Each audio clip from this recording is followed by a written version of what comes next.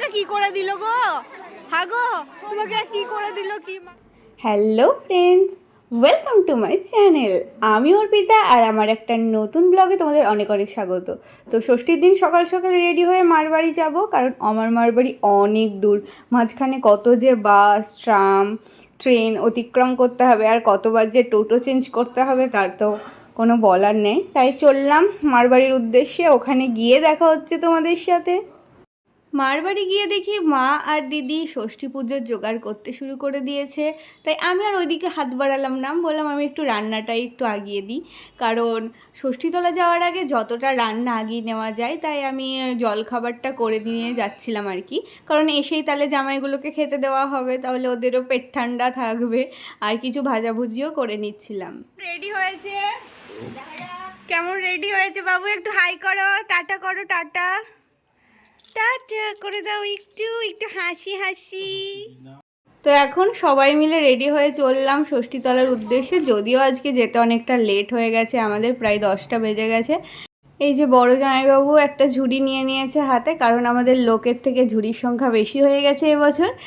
তার প্রধান কারণ হচ্ছে এবার পুচুর প্রথম ষষ্ঠী। তো ষষ্ঠীতলা চলে এসেছি, এসে দেখি যে প্রচুর লোকজন চলে এসেছে।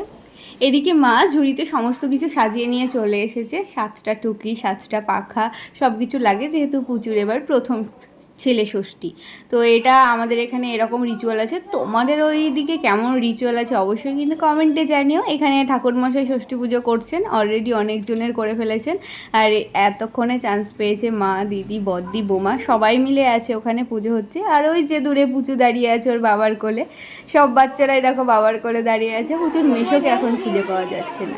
টাটা করো, টাটা, তুমি টাটা করো, টাটা। যেহেতু আমাদের ষষ্ঠীতলার পাশেই নারায়ণবাড়ি এবং শিববাড়ি, তো সেখানে ষষ্ঠী পুজো হওয়ার পর নারায়ণবাড়িতে আর শিববাড়িতে একটু ষষ্ঠী পুজোর জল দেয় এবং প্রসাদ দেয়, এটাই আমাদের নিয়ম। তো মা দিদি ওটাই করে নিচ্ছিল।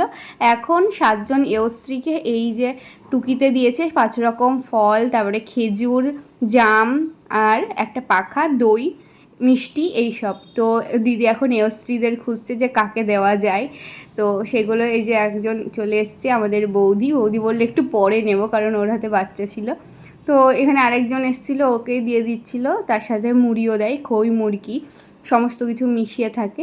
তো এগুলো আঁচলে দিতে হয় আর বাচ্চাকে কোলে নিয়ে দিতে হয়। তাই পুচিও দেখো কোলে নিয়ে কি সুন্দর দেখছে যে কিভাবে দিচ্ছে মা, সেটাও ও ভালোভাবে পর্যবেক্ষণ করছে। এই যে আর একটা পিসিকেও দিয়ে দিল এখানে।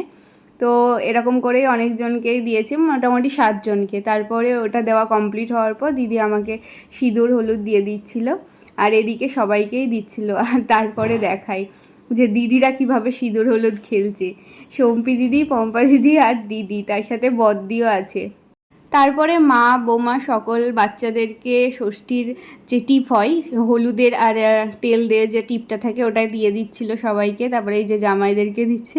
পুচু ভাবছে আমাকে কেন দিচ্ছে না, কি দিল বাবাকে আমাকে দিচ্ছে না, দেখো গভীরভাবে দেখছে।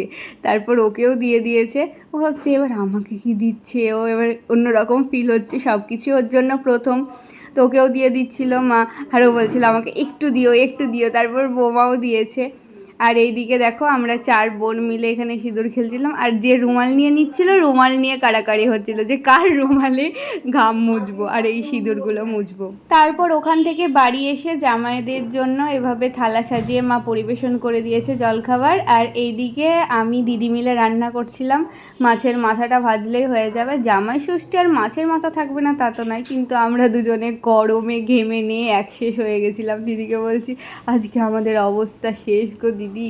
তারপরে অবশেষে এত সুন্দর আউটকামটা দেখে ভালোই লাগছে, বেশ থালাটা সুন্দরভাবে সাজিয়ে দিতে পেরেছি জামাইদেরকে।